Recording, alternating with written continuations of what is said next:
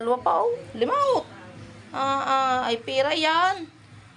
Pambili nyo ng kindi yan. Kita nyo, kagaling nyo. Hindi nangangalay ang katawan ay. Pero pag tatayo ay pagod na pagod. Meron pag Ana pa. Nasaan yun? Ay kadami pa pala doon sa ilalim. Limot ninyo. Tatago ninyo. Yun. Di na eh. Kabilis eh. Baka kayo maunahan ng inay. Ay, oo. Tawa. Ay, ang mata ninyo, baka kayo masundot. Baka masundutin yung Christmas tree. Ay, hindi kaya yan. Abay, niluran na. Hindi maaari talaga.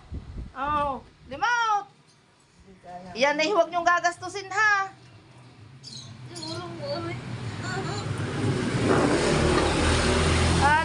Ay, saan? Ay, gapang pa. Kukunin niyo pagayaon. Baka ang inyong matay madali ha. Hindi daw. Ay, meron pa doon talaga suote ang inay. Pera yan eh. Inot gapang eh. Meron pa. Ay, kakadami pala eh. Kita nyo, pera na, hindi pa lilimutin. Meron pa. Wala na. Nakamagkano kayo? Alis ang antok eh. Ay, nawala tuloy ang antok ng inay. Ay, yung pala'y pera lang ang lilimutin eh. Dapat pala'y kagabi kayo ng limaut. At parinay, tayo muna. Baka mauntog. Dahan-dahan. At baka mauntog. Makayang tumaya. Kaya? Ay, tinan mo. Kabilis eh. Wala. Bilang. Mga patay eh. Putik at tuhod. Ebidensya yan. Ay, ang tuhod ay gapang. Magkano yan? Tiyot, kasaya, may pirang bariya. Magkano? Magkano yan? Kwenta. Pamasahin nyo pag uwi. 10. Puting ang galing.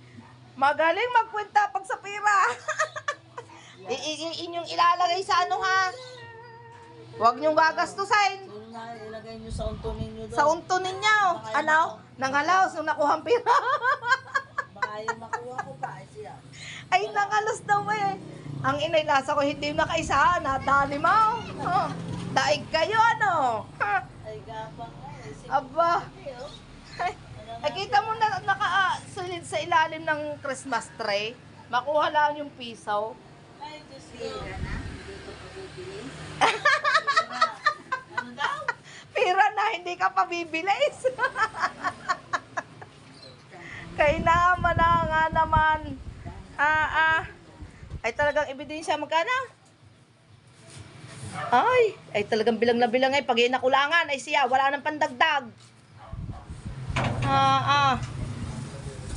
Kagaling. Ay hindi nawala ang antok. Nawala ang antok. Hindi.